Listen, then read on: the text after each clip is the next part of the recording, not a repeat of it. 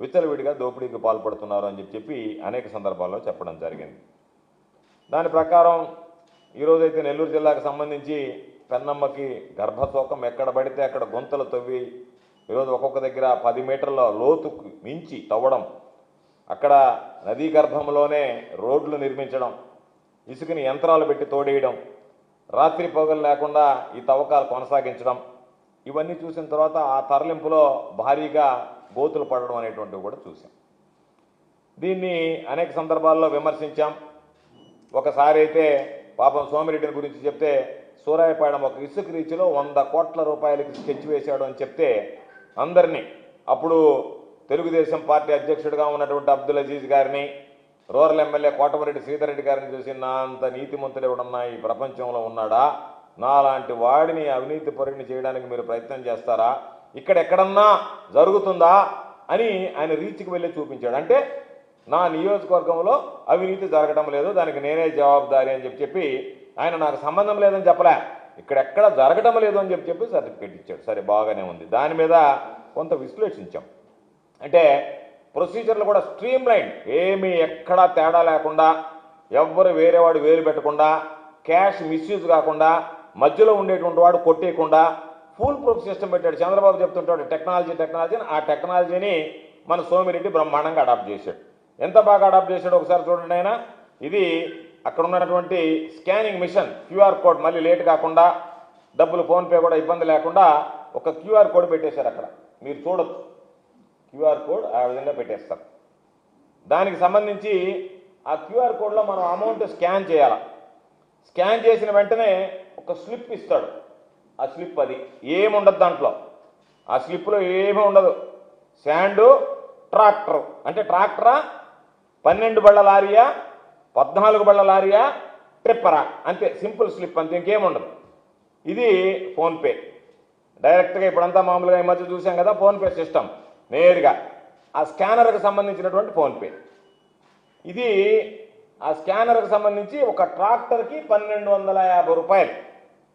ఇది దీనికి సంబంధించి ఊరాయని చూస్తే ఈయన పేరు శ్రీ సాయి శ్రీనివాస్ అంట. ఆయన పేరుతో నేరుగా 1250 రూపాయలు కొట్టేశాడు దానికి. అక్కడ అతను వేసిన తర్వాత ఆ ట్రాక్టర్లో లోడ్ ఎత్తుకొని పోయేటువంటి ఫోటో కూడా తీసిపెట్టాడు. అది ట్రాక్టర్. ఆ ట్రాక్టర్కి సంబంధించినటువంటి ఫోటోస్ ఇవి, నేరుగా తీసుకెళ్ళిపోయినటువంటి ట్రాక్టర్కి సంబంధించినటువంటి. నెక్స్ట్ ఫోటో చూపించు. నెక్స్ట్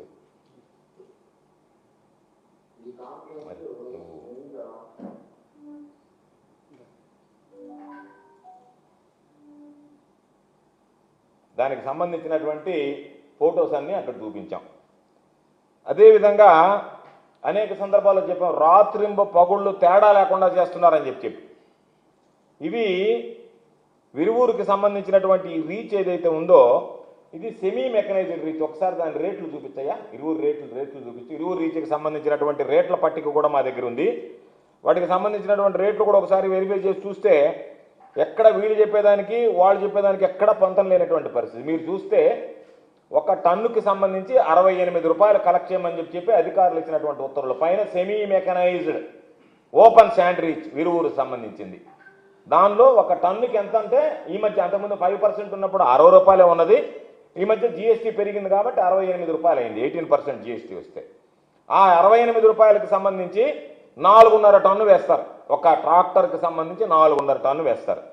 అంటే దాదాపుగా ఒక 300 రూపాయల లోపల, అంటే దాదాపుగా ప్రభుత్వం నిర్ణయించిన రేటు కన్నా 5 రెట్లు వసూలు చేస్తున్నారు. దాని మీద నిర్ణయించిన రేటు కన్నా 4 రెట్లు అధికంగా వసూలు చేస్తున్నారు. మొత్తం మీద 5 రెట్లు ప్రభుత్వం నిర్ణయించినటువంటి రేటు కన్నా 5 రెట్లు వసూలు చేస్తూ దానికన్నా అధికంగా వసూలు చేస్తున్నారు. దానితో పాటు ఒకసారి పెన్నా నది మిగతా ఫోటోస్ చూపించాయి. మిగతా పెన్నా నదికి సంబంధించినటువంటివి చూస్తే అవి అసలు యాక్చువల్గా ఎంత దారుణంగా ఉందో ఒకసారి మీరు చూడొచ్చు.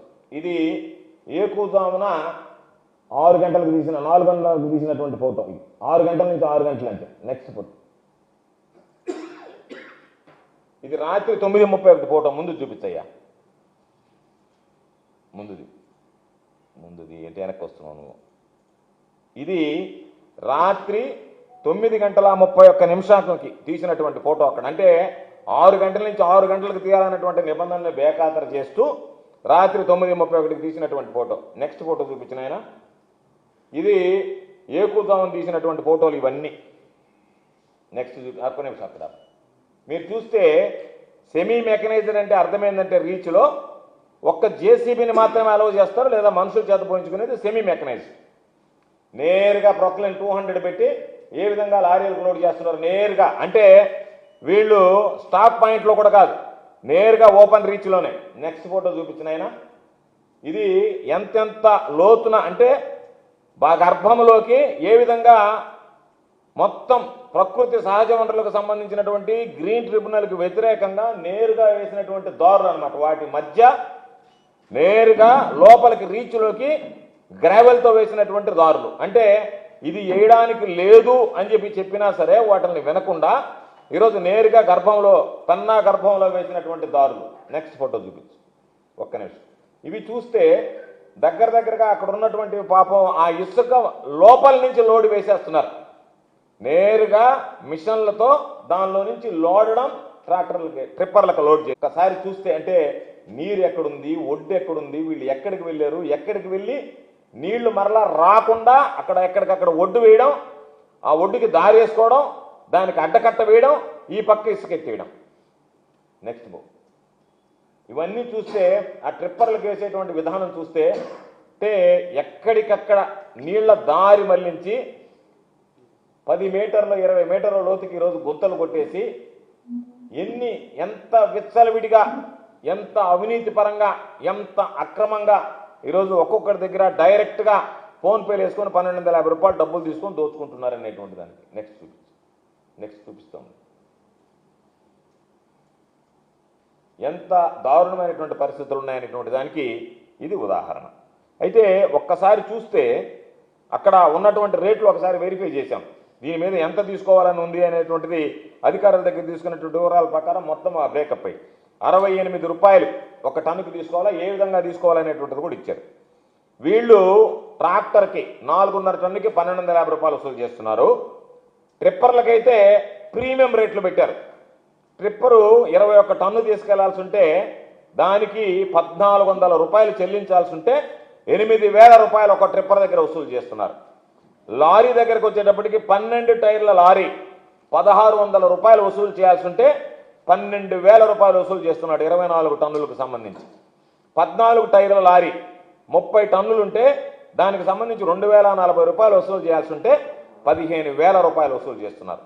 ఒక రోజుకి తక్కువలో తక్కువ కనీసం 10 లక్షల రూపాయలు అన్ని పోగా ఈరోజు జోబులు వేసుకునేటువంటి పరిస్థితి ఏర్పడింది. అంటే నెలకి 3 కోట్లు, సంవత్సరానికి 36 కోట్లు. నేను చెప్పింది ఇంకా తక్కువే. సూర్యాపాడు రుచిలో 100 కోట్లు అంటే నా రోజు ఎగిరిగిరి పడ్డాడు. ఈరోజు లెక్క చూస్తే మాకే కళ్ళు బైర్లు గమ్మేటువంటి పరిస్థితి. కాబట్టి ప్రభుత్వం నిర్ణయించినటువంటి రేట్లు ఈ విధంగా ఉంటాయి. అధికారుల దగ్గర తీసుకున్నటువంటి రేట్ల ప్రకారం గతంలో 60 ఉండేది, ఇప్పుడు 68 అయితే. ఎందుకంటే ఏదైనా ఒక వాస్తవం చెప్పేటప్పుడు క్షేత్రస్థాయిలో దీని నిజానిజాలు తెలుసుకొని చెప్పాలి, దాని ద్వారా మీకు తెలియజేయాలనేటువంటి ఆలోచనతో చూస్తే ఈరోజు నేరుగా విచ్చలవిడిగా అంటే అసలు ఈ ప్రభుత్వం ఈ జిల్లాలో అధికారులు ఉన్నారా, వ్యవస్థ నడుస్తుందా, వ్యవస్థ పనిచేస్తుందా, ఇంతకన్నా దోపిడీ దొంగతనం మరొకటి ఉందా అంటే నేరుగా ఒక ప్రైవేటు వ్యక్తి వెళ్ళి దానిని ఆక్రమించుకొని చంద్రబాబు నాయుడు ఏమో ఉచిత ఇసుక అని చెప్పి చిలక పలుకులు పలుకుతుంటే వాటికి భిన్నంగా ఒక వ్యక్తి నేరుగా దాన్ని ఆక్రమించుకొని నదీ పెన్నా గర్భంలోకి రోడ్లు వేసి ఇష్ట ప్రకారం ఇసుక తోడేసి దానికి సంబంధించినటువంటి నేరుగా ఒక క్యూఆర్ కోడ్ డైరెక్ట్గా అక్కడ పెట్టి స్కాన్ చేసి మీరు డబ్బులు వేసేయండి మా ఖాతాలు అని చెప్పి దోపిడీకి పాల్పడుతుంటే ఇటువంటి దోపిడీ ఈ జిల్లా చరిత్రలో, సర్వేపల్లి నియోజకవర్గ చరిత్రలో, ఈ రాష్ట్ర చరిత్రలో ఎన్నడైనా జరిగిందా అనేటువంటిది ఈసారి ఆలోచించేయండి. ఒక నియోజకవర్గానికి సంబంధించి ఒక రీచ్లోనే నెలకి 3 కోట్ల రూపాయలు దోపిడీ అవుతుంటే జిల్లా వ్యాప్తిగా ఉన్నటువంటి రీచ్ల్లో ఈరోజు ఆత్మకూరు నియోజకవర్గం కావచ్చు, కోవూరు నియోజకవర్గం కావచ్చు, సర్వేపల్లి నియోజకవర్గం కావచ్చు, వీటికి సంబంధించి ఉన్నటువంటి రీచ్ల్లో ఏ విధంగా దోపిడీకి పాల్పడుతున్నారు, ఏ విధంగా దోచుకుంటున్నారు, ఇంతకన్నా దోపిడీ అన్నడైనా మనం చూసామా? ఈరోజు మనం సూరాయపాలెం చూసాం. ఆ రోజు రీచ్లో పోయి మాట్లాడారు వీళ్ళందరూ. దాంట్లో ఇప్పటికిద్దరు చనిపోయారు. డీసిల్టేషన్ అని చెప్పి బోట్లు పెట్టి, మెకనైజ్డ్ బోట్లు పెట్టి ఇచ్చారు. పాపం అక్కడ ఒక పని చేసేటువంటి ఒక ఎస్టీ యానాది ఒక పాపం గిరిజనులు చనిపోవడం జరిగింది. అంటే ప్రాణాలతో పనిలే, ప్రకృతి వనరులు ఏమైపోయినా పర్వాలే, రైతుల భవిష్యత్తు నాశనం అయిపోయినా పర్వాలే, సహజ వనరుల్ని విచ్చలవిడిగా దోపిడీ చేసుకుంటుంటే కనీసం జిల్లా కలెక్టర్ గారు ఏం చేస్తున్నారు, జిల్లా ఎస్పీ గారు ఏం చేస్తున్నారు, మైనింగ్ వాళ్ళు ఏం చేస్తున్నారు, ఏదన్నా ఒక చిన్న తప్పు జరిగితే మేము కఠినంగా శిక్షించామని చెప్పి మాట్లాడుతున్నారే. మీరు చేయాల్సింది తప్పు చేసినటువంటి వాళ్ళని శిక్షించండి, కానీ ఇటువంటి ఘరానా మోసగాళ్ళని మీరు ఏదైతే ఆ రోడ్ల మీద నడిపిస్తున్నారో చూడండి, ఏళ్లనే నడిపించాల్సింది రోడ్ల మీద తీసుకొచ్చి ఇదిగో మీరు మామూలుగా చూపించి ఇదిగో దీన్ని విధంగా సహజ వనరులను దోపిడీ చేశారు కాబట్టి వీళ్ళని నడిపిస్తున్నా ఉన్నారు. మీకు చేత కాకపోతే ఈ ప్రభుత్వం మారిన తర్వాత మీరు కూడా వచ్చి ఆ రోజు కలెక్టర్ ఎస్పీ గారు ఎక్కడన్నా ఉద్యోగం చేస్తున్నా వచ్చి చూడొచ్చు, ఏ విధంగా నడిపిస్తామో మీరు చూడండి. వీళ్ళని తీసుకొచ్చి వీళ్ళు ఎక్కడెక్కడైతే ఉన్నారో వాళ్ళందరినీ. కాబట్టి ఎంత దౌర్భాగ్యం అంటే దీనికి సంబంధించి ఒక రీచ్ మీద నెలకి 3 కోట్ల రూపాయలు కొల్లగొడుతుంటే ఈరోజు మేము లెక్కలు తీసాం. ఏదో మామూలుగా చెప్పడం కాదు, ఏదో ఆరోపణలు చేసి వెళ్ళిపోతే దానికి సంబంధించి ఆయన ఏదో ప్రత్యారోపణలు చేస్తాం. ఒక రీచ్ సూరాయపాలెంకి సంబంధించినటువంటి ఒక రీచ్ మీద స్టడీ చేశాం. స్టడీ చేసి రెండోసారి వాళ్ళు పోతే మేము మీకు పోయి పొమ్మని చెప్పారంటే అప్పటికే పసిగట్టారు. అక్కడ మీరు రౌడీలు పెట్టుకొని ఎవడన్నా మిమ్మల్ని ప్రశ్నిస్తే వాళ్ళ మీద దాడులు చేయడం, వాళ్ళని దాడులు చేస్తే దాని విషయం బయటకు వస్తే పోలీసులు మిమ్మల్ని ఎవరు అడగమన్నారు అంటున్నారు పొదలకూరు పోలీసులు. అంటే అయ్యా మా మీద దాడి జరిగింది మేము అడిగితేనంటే ఏమయ్యా ఎందుకు దాడి చేశారు, విధి విధానాలకు భిన్నంగా ఎందుకు ప్రవర్తించారు అని అంటాం పోలీసులు.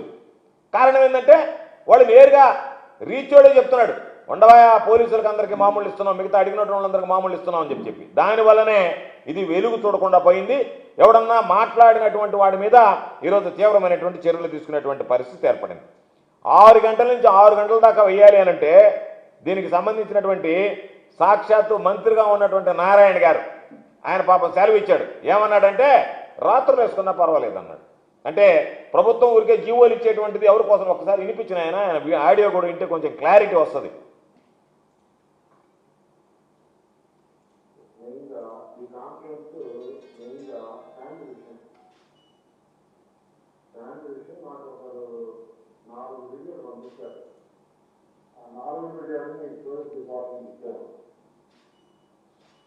ఎందుకు చాలా చేస్తున్నారు వాళ్ళు మొత్తం చదువు చేసి ఫైనల్ చెప్పింది ఏంటంటే ఆ శాస్త్రం చెప్పబోతున్నారు నా చాలా వారిపడుతుంది చెప్పారు.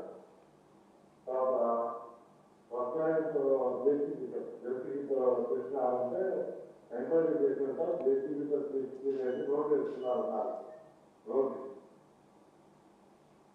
రోడ్ వేస్తున్నారని చెప్పారు. తర్వాత ఎవరు ఎంక్వైరీ చేసి ఇంటెలిజెన్స్ వాళ్ళందరూ ఎంక్వైరీ చేస్తే పోలీస్ డిపార్ట్మెంట్ మామిడాల మొదలు లేరుగా మస్తానయ్య మళ్ళీ వాళ్ళిద్దరు చేస్తున్నట్టు వాళ్ళ ఇన్ఫర్మేషన్ వచ్చింది. మామిడాల మొదలు ఎస్పీ గారి ఇన్ఫర్మేషన్ మామిడాల మొదలు మస్తానయ్య మళ్ళీ రాష్ట్రంలో ఎవరికైనా అప్లికేషన్గా రాష్ట్రంలో మైంటైన్గా అధ్యక్షులుగా కానీ వాలంటీర్ తర్వాత అధ్యక్షులు నెంబర్ 1 రాష్ట్రంలో ఎవరికైనా అధ్యక్షులుగా రాష్ట్రంలో మైంటైన్గా అధ్యక్షులుగా కానీ వాలంటీర్ తర్వాత అధ్యక్షులు నెంబర్ 1 రాష్ట్రంలో ఎవరికైనా అధ్యక్షులుగా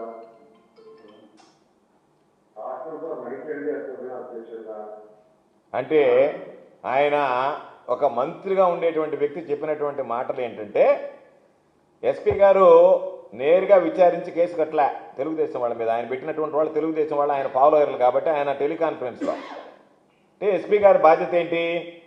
ఎస్పీ గారు ఈ ప్రభుత్వానికి జవాబుదారా నారాయణకి జవాబుదారా? అంటే నారాయణ గారితో చెప్పి ఆయన పర్మిషన్ అవసరమా? అక్కడ దోపిడీ పాలవుతుంటే ఆయన ఏం చెప్తున్నాడు, నేను పోలీసు వాళ్ళు విచారణ చేశారు, ఇంటెలిజెన్స్ వాళ్ళు విచారణ చేశారు, ఆయనకి రిపోర్ట్ ఇచ్చారు, ఆ రిపోర్ట్ ప్రకారం ఆయన చర్యలు తీసుకోకుండా ఆయన మీరు పనులు చేయబాకండి అని చెప్పాడు. అంటే తెలుగుదేశంలో ఉన్నటువంటి అధికారులు ఏ విధంగా తయారయ్యారంటే మేము ఎమ్మెల్యేలకి ఉన్నటువంటి మంత్రులకు రిపోర్ట్ చేస్తాం తప్ప చంద్రబాబు చెప్పినా మరొక ఆయన చెప్పినా మా విధి విధానాలు మేము పాటించాల్సినటువంటి అవసరం లేదు, న్యాయబద్ధంగా మేము వ్యవహరించము, మాకున్నటువంటి దానిలో మేము వాళ్ళు ఏదన్నా ఇన్స్ట్రక్షన్స్ ఇస్తే లోకల్ లీడర్లు లోకల్ మంత్రులు లోకల్ ఎమ్మెల్యేలు వాళ్ళ ప్రకారం నడుచుకుంటామన్నారు. మంత్రిగా వ్యవహరించేటువంటి వ్యక్తి ప్రభుత్వంలో బాధ్యత కలిగినటువంటి వ్యక్తి ఆయన ఏం చెప్తున్నాడు, రాత్రులు ఎత్తుకొని పోయినా ఇబ్బంది లేదంట. కానీ ట్రాక్టర్లతో ఎత్తుకొని ట్రిప్పర్లతో ఎత్తకపోకూడదంట. అది పాపం ఆయన చెప్పేది. ఆయన బాధ అంతా ఏంటంటే మీరు ఎప్పుడైనా ఎత్తకపోండి, కానీ ట్రాక్టర్లతో ఎత్తకపోండి, చూడడానికి బాగుంటుంది. కానీ ట్రిప్పర్లు ఎత్తకపోతే దోపిడీ కింద కనపడుతుంది, అది మనకు అసహ్యం కదా. మీరు ట్రిప్పర్లతో ఎత్తకపోతే ఆ హిటాచీని సీజ్ చేయిస్తా, మీ మీద కేసు పెట్టిస్తా అని చెప్పి నేరుగా వాళ్ళతో అందరినీ ఎవరెవరైతే ఉన్నారో వాళ్ళందరినీ లైన్లోకి తీసుకొని మాట్లాడాడు. ఒక మంత్రిగా ఉన్నటువంటి వ్యక్తి, బాధ్యతగా వ్యవహరించాల్సినటువంటి వ్యక్తి, ఎస్పీ గారు చెప్పారు నాకు అని చెప్పి ఎస్పీ గారు ఏ విధంగా నారాయణ గారి పర్మిషన్ తీసుకుంటుంది ఈ విషయాల్లో? ఎస్పీ గారు నేరుగా వ్యవహరిస్తారా?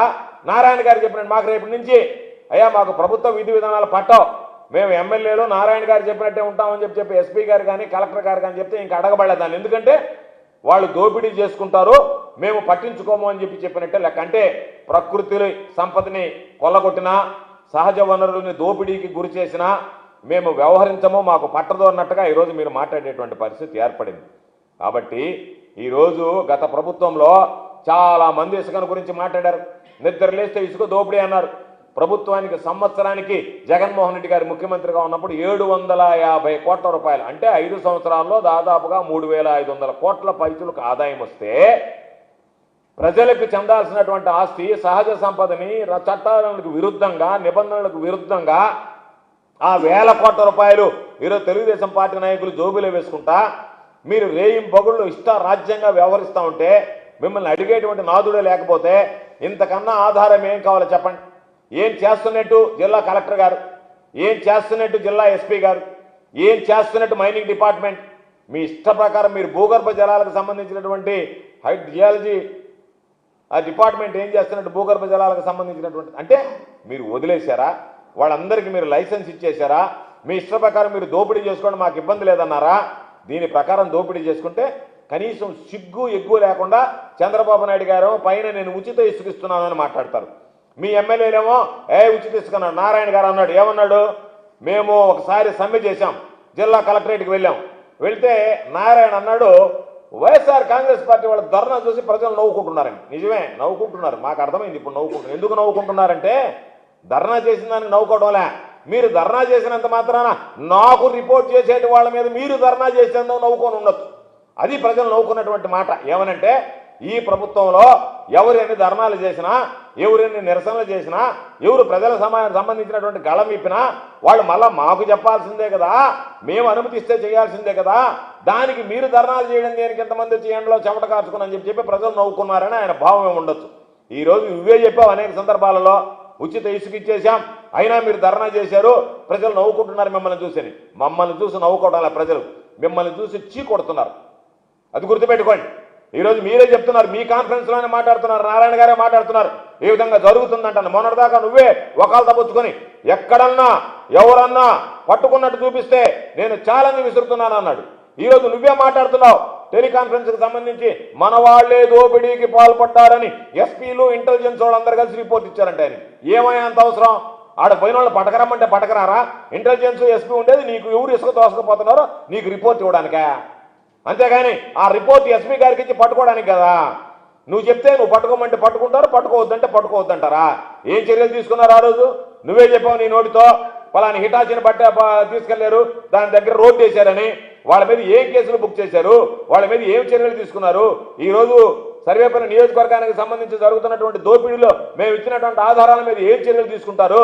మీరు చర్యలు తీసుకుంటారని కాదు, ప్రజలకి చంద్రబాబు నాయుడు ఏ విధంగా అబద్ధపు మాటలు చెప్తున్నాడు, ఏ విధంగా ప్రచారం చేస్తున్నాడు, ఏ విధంగా దోపిడీ చేస్తున్నాడు అనేటువంటిది తెలియచేయాలనేటువంటిది. మేము వెళ్తాం ఎక్కడికన్నానంటే మమ్మల్ని హౌస్ అరెస్ట్ చేసి మమ్మల్ని అక్కడికి పోనీయకుండా శాంతి భద్రతల సమస్య అంటే సహజ వనరులను కొల్లగొడుతున్నా, ప్రకృతి సంపదను దోచుకుపోతున్నా మేము వెళ్ళి అక్కడికి వెళ్ళాలి అనంటే పోలీసులు మమ్మల్ని అడ్డుకున్నారు అనంటే మీరు వాళ్ళను దోపిడీకి యథేచ్ఛగా లైసెన్స్ ఇచ్చి ఆ దోపిడీ బట్టబయలు కాకుండా మేము చూడకుండా, మేము మీడియా ద్వారా ప్రజలకు తెలియనీయకుండా మీరు ప్రజల కళ్ళు కప్పేటువంటి ప్రయత్నం చేయడం అనేటువంటిది దుర్మార్గం అనేటువంటి విషయం. పారదర్శకంగా పనిచేయాల్సినటువంటి ప్రభుత్వం పక్షపాత వైఖరితో ఈరోజు సహజ వనరులు తొలగొడితే గ్రావెల్, మట్టి, ఇసుక ఎక్కడ పడితే అక్కడ కోట్లాది రూపాయలు, 1000 కోట్ల రూపాయలకు సంబంధించినటువంటి దోపిడీ జరుగుతుంది.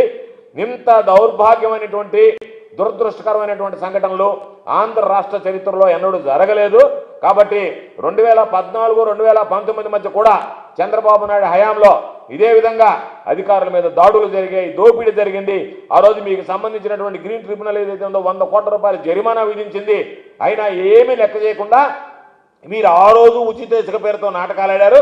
మరలా ఈ రోజు కూడా ఉచిత ఇసుక పేరుతో తెలుగు తమ్ముళ్ళకి లైసెన్సులు ఇచ్చి వాళ్ళ ద్వారా మీరు ఇష్ట ప్రకారంగా దోపిడీ పాల్పడుతూ ఒక్కొక్కరికి ఒక్కొక్క ఊరికి ఒకటికి అప్పచెప్పి వాళ్ళ ఊరికి సంబంధించినటువంటి వాళ్ళ ఆధ్వర్యంలో మీ ఎమ్మెల్యేలు మంత్రుల కన్సర్న్లలో మీరు ఇష్ట ప్రకారం రోజుకి 100 లారీలు 100 ట్రిప్పర్లు. ఈరోజు మీరు ఒకసారి వెళ్ళి చూస్తే విరువూరు రీచ్లో శివరాయపాలెం రీచ్ కదా అసలు పర్మిషన్ లేదు, అనుమతి లేనటువంటి రీచ్లో ఈరోజు ఇసుక తగుదాలు జరుగుతున్నాయి.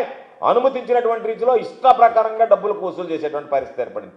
ఇంతకన్నా మీకు ఏమి ఆధారం కావాలి, ఇంతకన్నా మీకు ఏమి సాక్ష్యం కావాలి, ఇంతకన్నా ఏమి దోపిడీ అవసరమో, ఇంతకన్నా దొంగలను మీరు గుర్తుపట్టలేకపోతున్నారా?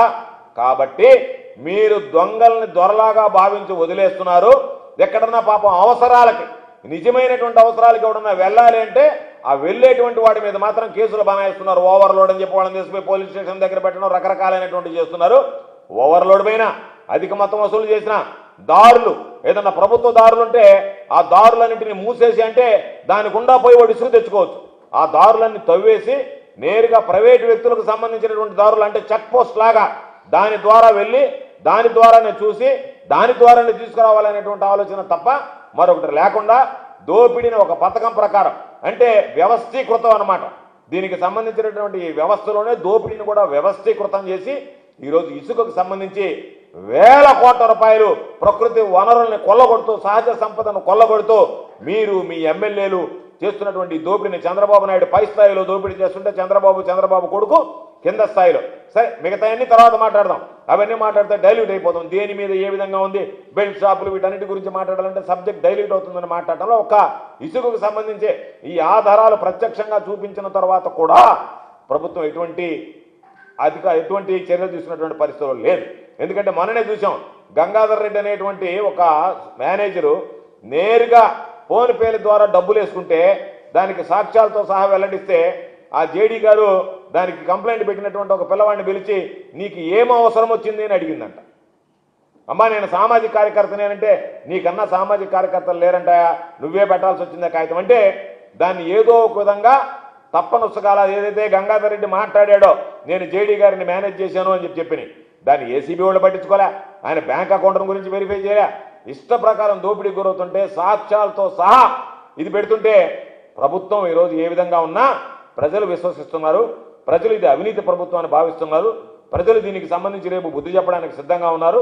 కాబట్టి జరిగినటువంటి విషయాన్ని మీడియా ద్వారా ప్రజలకు తెలియజెప్పాలనేటువంటి ఆలోచనతో ప్రభుత్వం చర్యలు తీసుకుంటుందనేటువంటి నమ్మకం, విశ్వాసం మాకు లేదు. ఇది దోపిడీ ప్రభుత్వం, దోచుకునేటువంటి ప్రభుత్వం, అవినీతి అక్రమాలతో కూడినటువంటి ప్రభుత్వం, చంద్రబాబు నాయుడు ఆధ్వర్యంలో నడిచేటువంటి కుటుంబ ప్రభుత్వం. కాబట్టి తప్పనిసరిగా రేపు ప్రజలు దీనికి బుద్ధి చెప్తారు ఈ ప్రభుత్వానికి. అదేవిధంగా జరిగినటువంటి అన్ని సంఘటనలను నమోదు చేస్తున్నాం. దీని మీద పునర్విచారణ జరిపిస్తాం. బాధ్యులైనటువంటి వ్యక్తులు, దోపిడీకి పాల్పడినటువంటి వ్యక్తులతో పాటు ఆ దోపిడీకి సహకరించినటువంటి పోలీస్ సిబ్బంది, జిల్లా స్థాయి అధికారులు ఎవరిని కూడా విడిచిపెట్టేటువంటి ప్రసక్తి ఉండదు అని చెప్పి ఈ సందర్భంగా తెలియజేస్తాం.